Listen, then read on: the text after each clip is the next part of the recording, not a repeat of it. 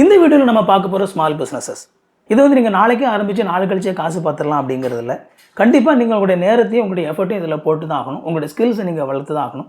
இன்றைக்கி வந்து யூடியூப்பில் ஏகப்பட்ட டுட்டோரியல்ஸ் இருக்குது. அதையும் தாண்டி உடமை மாதிரியான வெப்சைட்டில் ரொம்ப கம்மியான பிரைஸுக்கே உங்களால் நிறைய விஷயங்களை கற்றுக்கொள்ள முடியும். இந்த மாதிரி நீங்கள் கான்சென்ட்ரேட் பண்ணி ஒரு சில விஷயங்களை கற்றுக்கிட்டீங்க அப்படின்னா உங்களால் நம்ம இந்த வீடியோவில் பேச போகிற பிஸ்னஸஸ் மூலமாக கண்டிப்பாக மணி ஏர்ன் பண்ண முடியும். இந்த வீடியோ உங்களுக்கு ரொம்ப யூஸ்ஃபுல்லாக இருக்கும் அப்படின்னு சொல்லி நினைக்கிறேன். ஐத்தமிழ் அகாடமிக்கு உங்களை வரவேற்கிறேன். இது வரைக்கும் சேனலை சப்ஸ்கிரைப் பண்ணல சேனலை சப்ஸ்கிரைப் பண்ணிக்கோங்க. வாங்க வீடியோக்குள்ளே போகலாம். ஃபோட்டோகிராஃபி. ஃபோட்டோகிராஃபி அப்படின்னு சொல்லி வரும்போது இமீடியட்டாக நம்ம என்ன நினைப்போம் அப்படின்னா வெட்டிங் ஃபோட்டோகிராஃபி அப்படின்னு சொல்லி நினைப்போம். வெட்டிங் ஃபோட்டோகிராஃபியில் வந்து ரிலேட்டிவ்ஸ்லாம் நிற்பாங்க வரிசையாக அந்த ஃபோட்டோ எடுக்கிறது. அது நல்ல ஆப்ஷன் தான். பட் ஆனால் அதே நேரத்தில் அது வந்து ரொம்ப க்ரௌடட். ஏற்கனவே நிறைய பேர் அந்த ஃபீல்டில் இருக்கிறாங்க. அதையும் தாண்டி நீங்கள் வந்து இந்த வெட்டிங் ஃபோட்டோகிராஃபியில் ஷைன் பண்ணோம் அப்படின்னா கேண்டிட் ஃபோட்டோகிராஃபி அப்படின்னு சொல்லி ஒரு ஆப்ஷன் இருக்குது.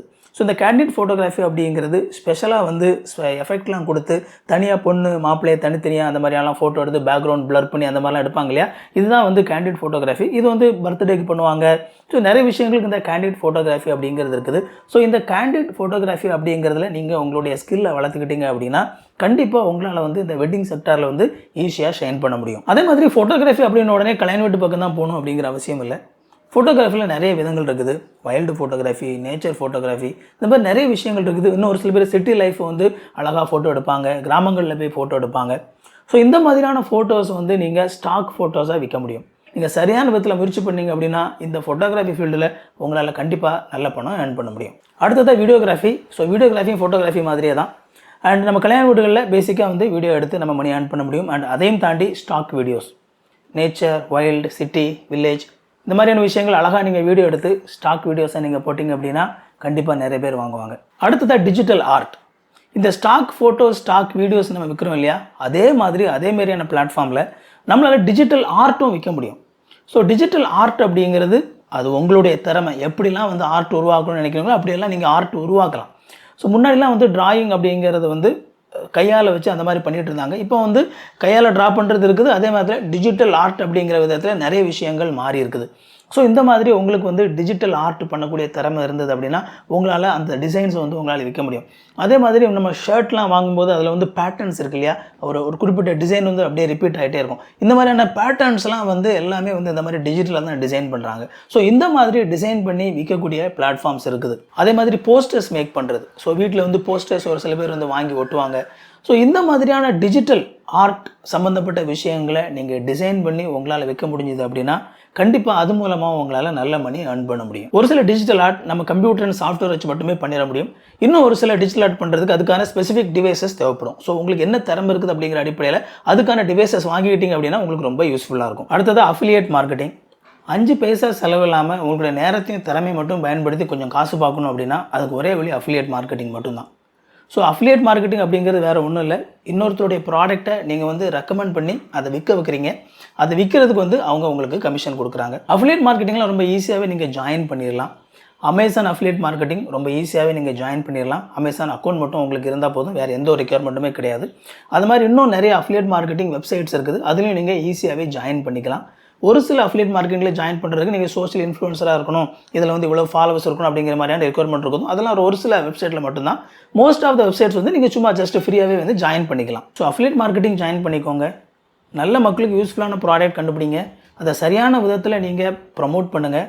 மக்கள் வாங்கும்போது உங்களுக்கு காசு. அடுத்தது வந்து குட்டி குட்டி கம்பெனிஸ்க்கு வந்து அட்வர்டைஸ்மெண்ட் மேக் பண்ணி கொடுக்குறது. இந்த ஃபீல்டு வந்து நிறைய பேர் இன்னும் கான்சன்ட்ரேட் பண்ணாத ஃபீல்டு. இதில் வந்து உங்களால் கண்டிப்பாக மணி ஏர்ன் பண்ண முடியும். பெரிய கம்பெனிஸ் அட்வர்டைஸ்மெண்ட் மேக் பண்ணுறதுக்கு அதுக்கான அட்வர்டைஸ்மெண்ட் மேக் பண்ணுற கம்பெனி அப்ரோச் பண்ணுவாங்க. அவங்களுக்கு வந்து அட்வர்டைஸ்மெண்ட் மேக் பண்ணி கொடுத்துருவாங்க. ஆனால் குட்டி குட்டி கம்பெனிஸ் அண்ட் பிஸ்னஸஸ் அவங்களுக்கு வந்து இந்த பெரிய கம்பெனிஸ் அப்ரோச் பண்ணி அட்வர்டைஸ்மெண்ட் மேக் பண்ணுறதுக்கான பட்ஜெட் காசுலாம் அவங்ககிட்ட இருக்காது. ஈவன் ஒரு சில கம்பெனி ஓனர்ஸ்க்கு வந்து அட்வர்டைஸ்மெண்ட் மேக் பண்ணுறதுக்கே கூட தெரியாது. அவங்களுக்கு அப்படி ஒரு ஆள் கூட வச்சிருக்க மாட்டாங்க.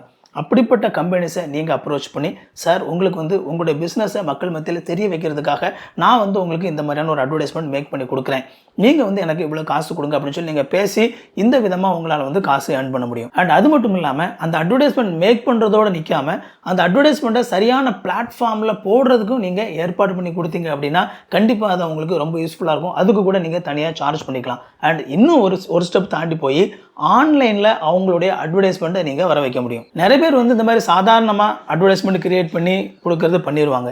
பட் ஆனால் ஆன்லைனில் அட்வர்டைஸ்மெண்ட் வர வைக்கிறது அப்படிங்கிறது அதுக்கு ஒரு சில செட் ஆஃப் ஸ்கில் தேவைப்படுது.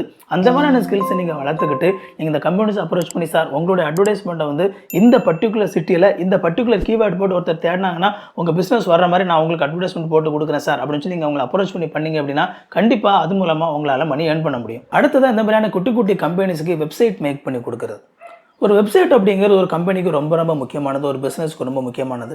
அதுக்கு காரணம் என்ன அப்படின்னா, அந்த வெப்சைட் அப்படிங்கிறது அந்த கம்பெனியினுடைய ஒரு அத்தென்டிசிட்டி.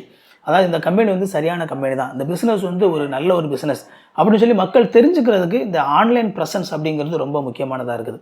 ஸோ அதை வந்து நீங்கள் இந்த பிஸ்னஸ் ஓனர்ஸ் கிட்ட பேசி அதை அவங்களுக்கு வந்து தெளிவுபடுத்தி, சார் உங்களுக்கு உங்களுடைய கம்பெனிக்கு நான் வந்து சூப்பராக ஒரு வெப்சைட் டிசைன் பண்ணி கொடுக்குறேன் சார், நீங்கள் உங்களுடைய கம்பெனி பற்றி அட்வர்டைஸ்மெண்ட் பண்ணும்போது மக்கள்கிட்ட சொல்லும்போது இந்த வெப்சைட்டை நீங்கள் சொன்னீங்க அப்படின்னா மக்கள் அதை பார்க்கும்போது அது உங்களுடைய கம்பெனி பற்றி ஒரு நல்ல மதிப்பை வந்து மக்கள் மனசில் கொடுக்கும் அப்படின்னு சொல்லி அவங்களை நீங்கள் கன்வின்ஸ் பண்ணி அவங்களுக்கு நீங்கள் ஒரு வெப்சைட் கிரியேட் பண்ணி கொடுத்தீங்க அப்படின்னா அதுக்கு வந்து நீங்கள் சார்ஜ் பண்ணி அது மூலமாக நீங்கள் மணி ஏர்ன் பண்ண முடியும். இந்த வெப்சைட் கிரியேட் பண்ணுறதோடு கூட சேர்த்து நீங்கள் செய்ய முடிஞ்ச இன்னொரு விஷயம் என்ன அப்படின்னா SEO, சர்ச் இன்ஜின் ஆப்டிமைசேஷன் அப்படின்னு சொல்லி சொல்லுவாங்க.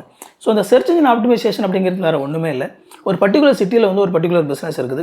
அந்த பிஸ்னஸ் பற்றி அல்லது அவங்களோட அந்த ப்ராடக்ட் பற்றி ஒருத்தர் இந்த சிட்டியில் தேடினாங்க அப்படின்னா இமீடியட்டாக சர்ச் ரிசல்ட்டில் வந்து ஒரு டாப் 5 இடத்துக்குள்ளே அந்த வெப்சைட் அல்லது அவங்களோட அட்வர்டைஸ்மெண்ட் வந்துச்சு அப்படின்னா அந்த பர்டிகுலர் விஷயத்தை வந்து மக்கள் கிளிக் பண்ணி உள்ளே போய் பார்க்குறதுக்கும், அப்படி உள்ளே போய் பார்த்தாங்க அப்படின்னா இம்ப்ரெஸ் ஆகி அந்த பொருளை வாங்குறதுக்கும் அல்லது அவங்களோட பிஸ்னஸ் கூட என்கேஜ் ஆகுறதுக்கும் அதிகமான வாய்ப்பு இருக்குது. ஸோ சரியான விதத்தில் எப்படி SEO பண்ணணும் அப்படிங்கிறத நீங்கள் கற்றுக்கிட்டு நீங்கள் பிஸ்னஸஸை மீட் பண்ணி, சார் உங்களுக்கு நான் சூப்பர் SEO பண்ணி கொடுக்குறேன் அப்படின்னு சொல்லி நீங்கள் அவங்களுக்கு ரிசல்ட் காட்டி அது மூலமாக நீங்கள் மணி ஏர்ன் பண்ணலாம்.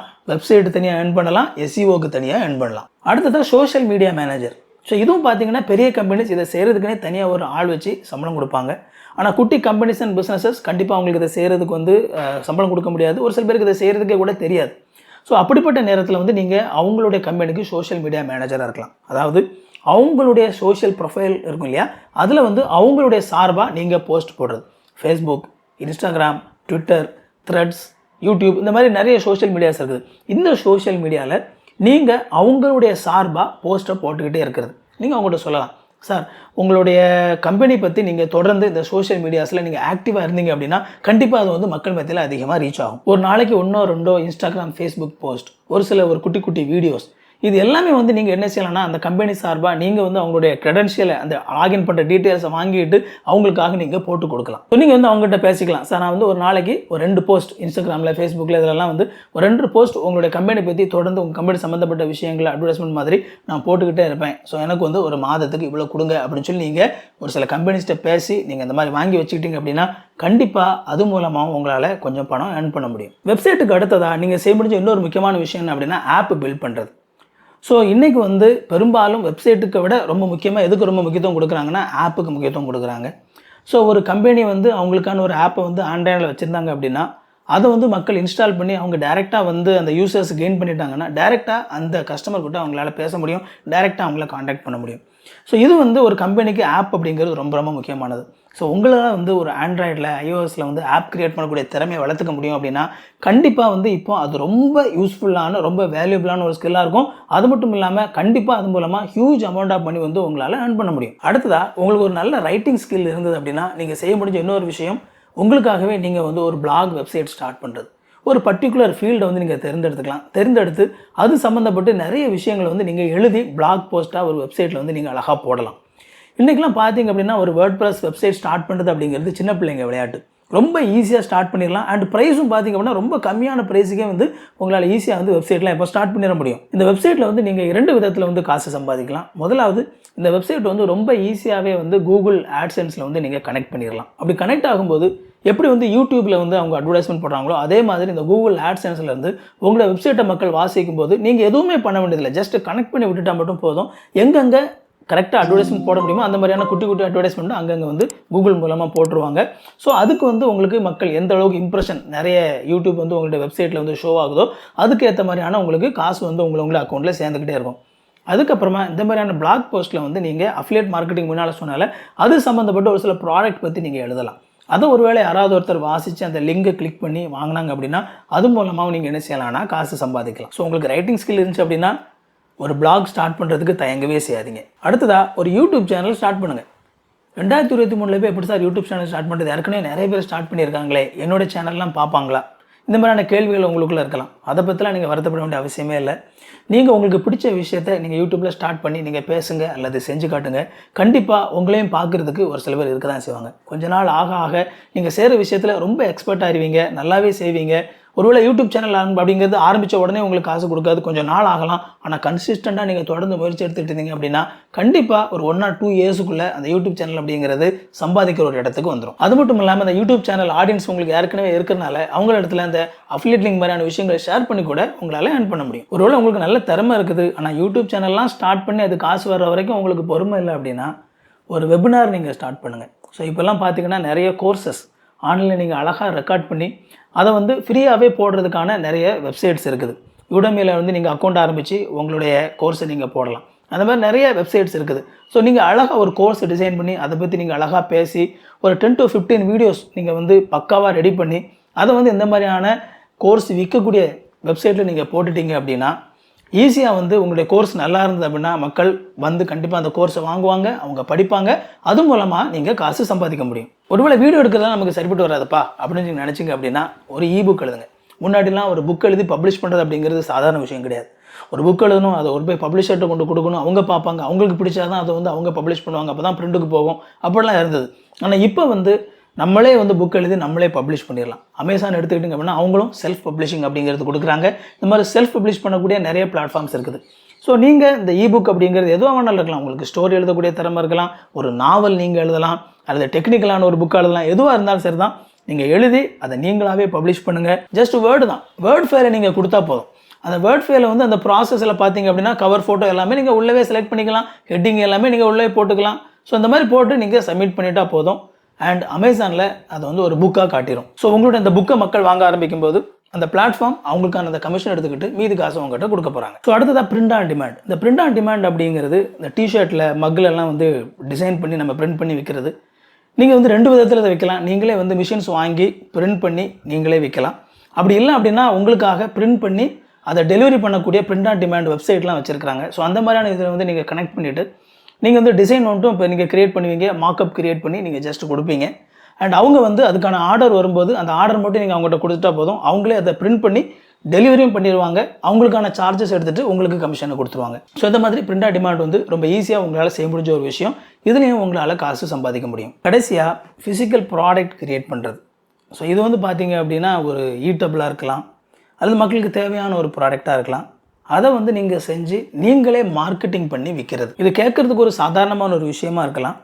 ஆனால் நீங்கள் சிம்பிளான மக்கள் விரும்பி வாங்கக்கூடிய ஒரு ப்ராடக்ட் நீங்கள் தயாரிச்சிட்டாலும் கூட அது வந்து உங்களுக்கு ஹியூஜ் அதிகமான ஒரு லாபத்தை வந்து உங்களுக்கு ஈட்டி கொடுக்கும். முதலாவது அந்த ப்ராடக்டை செய்கிறதுக்கான ஒரு ரா மெட்டீரியல் வாங்குறீங்க.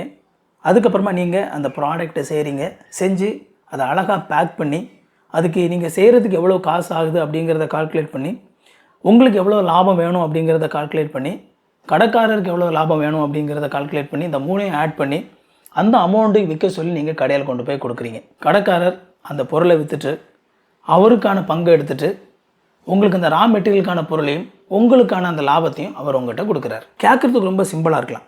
நீங்கள் வாரத்துக்கு ஒரு நாள் ஸ்பெண்ட் பண்ணி இந்த மாதிரியான ஒரு ப்ராடக்ட் தயாரித்து இன்னும் ஒரு நாள் ஸ்பெண்ட் பண்ணி இந்த கடைகளை நீங்கள் போய் கொடுத்தீங்க அப்படின்னா இந்த விஷயத்தை நீங்கள் ரெகுலராக ஒரு 5 இயர்ஸ் நீங்கள் செஞ்சீங்க அப்படின்னா உங்களுக்கு அது ஹியூஜ் அமௌண்ட் வந்து உங்களுக்கு ஏர்ன் பண்ணி கொடுக்கும். இதில் நீங்கள் சம்பாதிக்கிற பணத்தை குடி சூதாட்டம் மாதிரியான விஷயங்களை கொடுத்து வீணாக்காமல் சரியானபடி ரீஇன்வெஸ்ட் பண்ணிங்க அப்படின்னா ரொம்ப சீக்கிரமாகவே இந்த குட்டி பிஸ்னஸை லட்சக்கணக்கில் சம்பாதிக்கக்கூடிய நல்ல ஒரு பிஸ்னஸாக உங்களால் உருவாக்க முடியும். நான் இதில் சொன்ன பிஸ்னஸ் எல்லாமே நீங்கள் நினச்சோன்னே அப்படியே போய் சாதிச்சிட முடியாது, சம்பாதிச்சிட முடியாது. நீங்கள் கண்டிப்பாக அதுக்காக கற்றுக்கணும், அதுக்கு நீங்கள் நேரம் கொடுக்கணும், எஃபர்ட் கொடுக்கணும், அது வளர்கிறதுக்கு டைம் கொடுக்கணும். ஆனால் நீங்கள் அதை தொடர்ந்து முயற்சியை கைவிடாமல் செஞ்சீங்க அப்படின்னா கண்டிப்பாக உங்களால் இதில் சாதிக்க முடியும். கண்டிப்பாக போதுமான பணமும் ஏர்ன் பண்ண முடியும். நீங்கள் ஒருவேளை இது வரைக்கும் இன்னும் எந்த ஒரு ஸ்மால் பிஸ்னஸும் பண்ணலை அப்படின்னா இதில் ஏதாவது ஒரு ஸ்மால் பிஸ்னஸ் பண்ணுறதுக்கு முயற்சி எடுங்க. நீங்கள் ஒரு ஸ்மால் பிஸ்னஸ் பண்ணிட்டு இருக்கீங்க அப்படின்னா தொடர்ந்து முயற்சியை கைவிடாமல் அதை செய்யுங்க. இந்த வீடியோ உங்களுக்கு ரொம்ப யூஸ்ஃபுல்லாக இருந்திருக்கும் அப்படின்னு சொல்லி நம்புறேன். இதை மாதிரி இன்னும் நிறைய யூஸ்ஃபுல்லான வீடியோஸ் நம்ம சேனலில் இருக்குது, போய் பாருங்கள். அண்ட் இந்த வீடியோ பிடிச்சிருந்த அப்படின்னா அந்த வீடியோ லைக் பண்ணுங்கள். இது வரைக்கும் சேனலை சப்ஸ்கிரைப் பண்ணல அப்படின்னா சேனலை சப்ஸ்கிரைப் பண்ணிக்கோங்க. உங்களுக்கு நோட்டிஃபிகேஷன் ஒன்று நினச்சிங்க அப்படின்னா அந்த பெல் பட்டனை கிளிக் பண்ணிக்கோங்க. இன்னொரு சூப்பரான வீடியோவில் சந்திப்போம் friends. Thank you. God bless you.